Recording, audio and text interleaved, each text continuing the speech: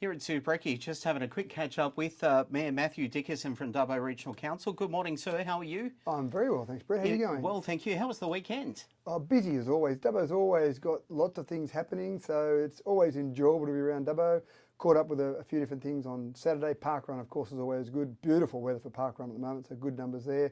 Sunday, Dads for Kids Festival was on at the showgrounds. That was good fun as well. So always things happening around Dubbo. Every weekend you look at what's on this weekend and you think, where are all these people going to go, or where they're going to fit into this community with all these things that are on, but we have all these great facilities here. But this is really what Council hopes to achieve, really, being the hub of the West, make it a place for people to come and stay. Well, come and stay, come and visit, have events on, have functions on, all those sorts of things. And again, obviously during COVID, so many things got shut down, so many things. We didn't realise how many things were happening during that COVID time, and now we're finally getting back. I don't think it's even back to full steam ahead yet. I think people are still coming back slowly from various events, or people that had to delay events, getting those back up and running. But it still feels like it's very busy each and every weekend. Again, it points to country people's resilience, doesn't it, really, out here for us to keep moving and just, get on with the flow now that we're allowed to. Yeah, I think that's right. I think we did show a lot of resilience during COVID, whether it be businesses, whether it be sporting clubs, whether it be any organisations. They just seemed to get by somehow, make do somehow during those COVID times. And it was very tough for some different organisations. I would have hated to have been in hospitality during that time. What a tough business to be in. But again, businesses and people seem to bounce back from that, and we're full steam ahead now. Absolutely. I want to talk about a milestone that was marked on Saturday with those fires that were lit by vandals inside of council chambers, or the Civic Administration building. 20 years ago, were you a part of council then? I wasn't quite, no. And I remember reading about it in the paper at the time. So 15th of April 2003. And staff came to work early that morning. There was obviously people that had already been notified there was a fire. As you said, vandals broke in and lit some fires in there. And back in 2003, you didn't have quite the same flexibility in terms of being able to work remotely as you do now. So if something like that happened now, it'd be much easier to say to all the staff, go home, work from home, we'll work out some way for us to get somewhere to have meetings together when we need to, but you can work remotely. Back in 2003, we didn't have that flexibility, so council at the time had to very quickly work out how to continue on the operations. And as a bit of luck at the time, council had bought the old Dubbo High School, and the plan was to turn that into some sort of cultural precinct, which it is now. It's the Western Plains Cultural Centre. But it meant they had a building with a variety of rooms and some ability to be modified to accommodate staff. So very quickly, all the staff were moved around to the old Dubbo High School.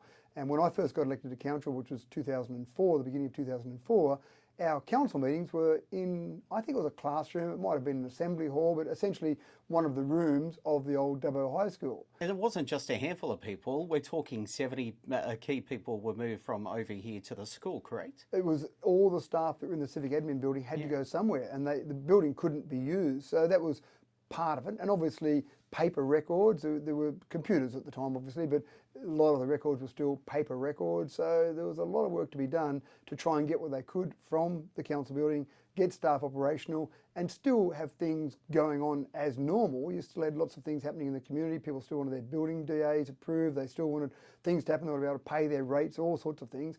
They were in Dubbo High School for almost 2 years. Now, part of that was because once the damage was done to the main building, it was determined that that was a good time to look at an upgrade. So an extra floor was added on the top of the building. So it wasn't a simple job of repairing just the fire. So there was that extra work done on the building. But almost 2 years later, before finally moved back in. And then finally, I had my first council meeting almost a year after I got onto council in a council chambers, a formal council chambers. And I went, wow, this is what it's meant to be like in here. But it didn't mean we didn't make good decisions when we were in the old classroom. It didn't mean that you didn't have the same seriousness associated with what you were doing as councillor. You still went in and did those things in the same way. And it took about 3 months to the day, with a couple of days either side of that, to find some young person that was involved with this. What was the outcome of all of that? Did they were obviously charged? Was it just one, or was it? I think there were a couple, and I can't remember exactly what the outcome was. I think the first arrest was 3 months to the date just for one, but I couldn't, quickly trying to find some info this morning to write the story for our news. I couldn't find anything else this No, morning. and I think they were underage, so I don't think that, Ah. that they probably, maybe their names weren't released, for example, if they were underage. So they were certainly young, and I thought there were two of them that were involved in that, and there was no real point to it with so many of the things that you see with vandalism. They broke in and lit a fire in there, and you just think the amount of damage that was done, the amount of upheaval to the entire community for two kids to, and I say this in inverted commas, Brett, to have some fun. I mean, I don't know that that would be my idea of fun, breaking in somewhere and lighting a fire, but presumably that's what they were doing. They're having some fun. This would be good fun to do, but what it did to the community was quite incredible. And it's sort of been likened to the COVID-19 pandemic, but remotely. You got through that and you were pretty much leaders for the community to show us how it was done.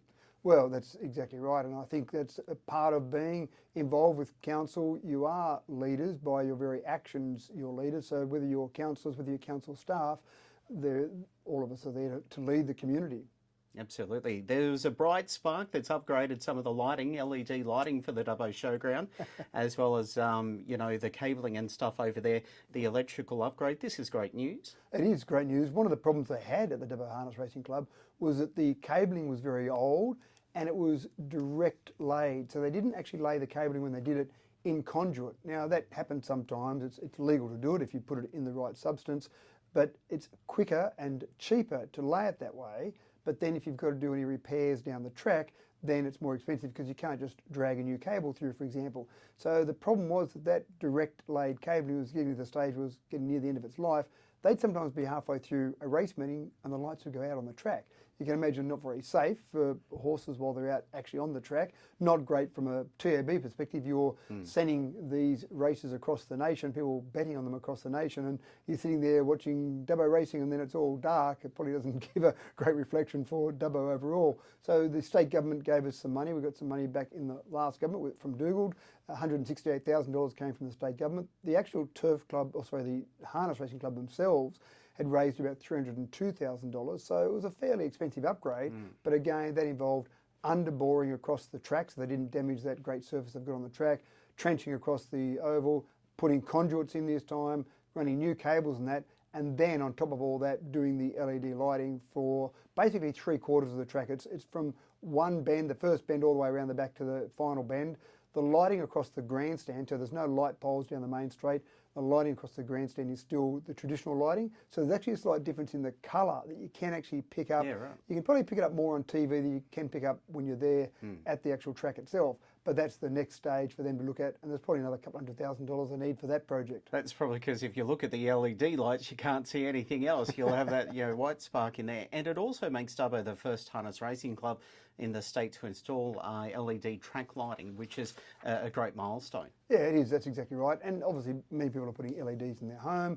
There's obviously power savings with LED lights, and you get some longevity out of it as well. You do find that LED lights last longer than incandescent bulbs or other types of lighting, so that's an advantage there as well. So well done to the Harness Racing Club, and that's a project that I love, Brett, because that was about $470,000, and of that, council put in approximately $0. Now, we still manage the project. It's still our showground. We're the managers. It's a Crown Reserve there, but we're the managers of that. So it's still ours to manage. But when we have projects like that where we get money from other organisations, including the state government, which I love to get money out of other levels of government, then that's a great project as far as I'm concerned. And that sort of helps a couple of organisations, the Dubbo Harness Racing Club and the Dubbo Show Society. Who else would it help out there at the showground? Well, anyone that uses it? Those lights in particular were for the track, for harness racing on the track, but running those new cables across and actually installing or upgrading some of the electrical infrastructure there probably will help the showground if they're running events out in the middle there, because they've got some more reliable power getting across there as well. So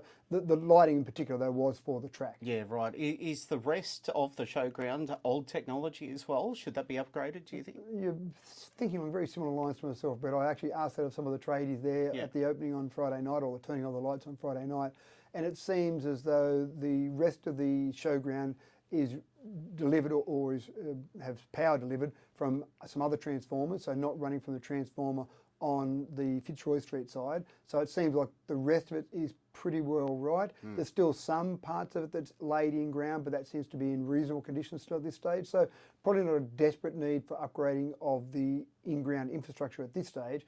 Probably only those lights across the grandstand is the main part to upgrade. If you did the same to the western side or the other sides, apart from the eastern side, would you save money on electricity?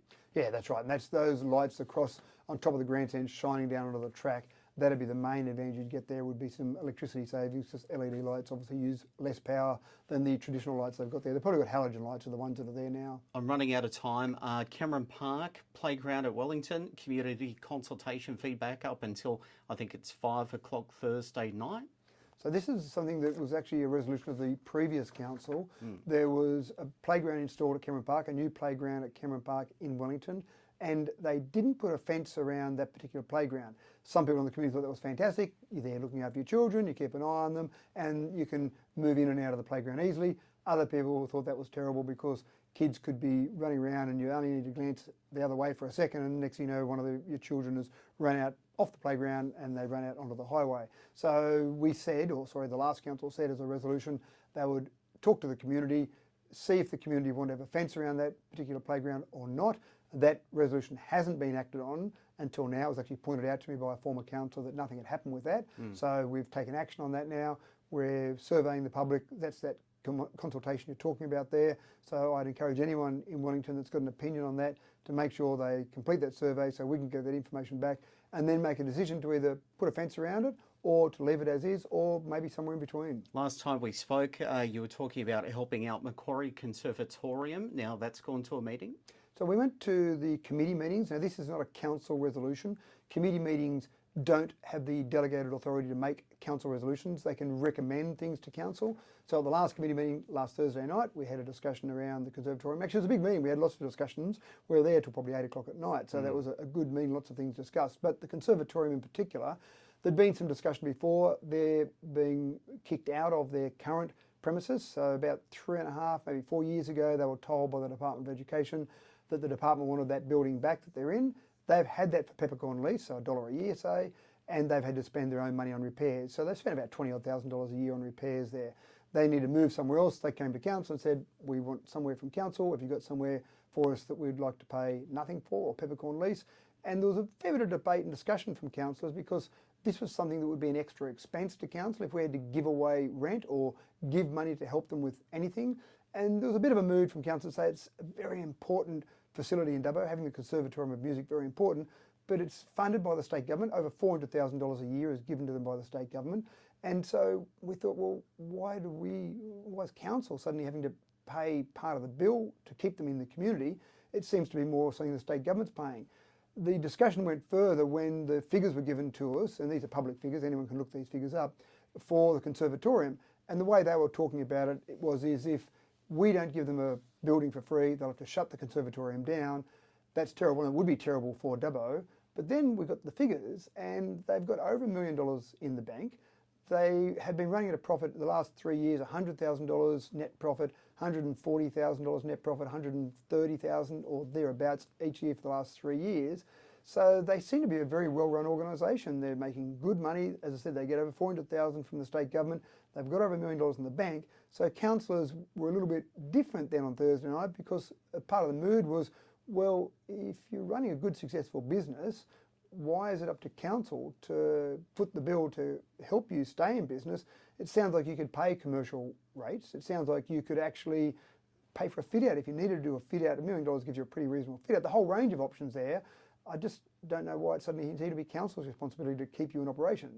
Has anyone from Macquarie Conservatorium explained what they do with that money or why they need your money? Well, they've got our money? Or anyone, any organisation would love to have council's money, council contribution. And part of the problem we've got is the recommendation on Thursday night was we'll lease them, and again, this isn't a final council resolution, we'll lease them a council premises if they need that, but at commercial rates, and they can go and find a commercial building if they want. They can go and talk to real estate agents. And we also agreed as a recommendation to give them a $500,000 interest-free loan over 5 years to help them out. Now already I've had other good community organisations reach out to me and say, well, if you're giving that money to the con, and they're quite a profitable organisation with some good money in the bank, well, can we have some of that money, please? And so I think that's the problem.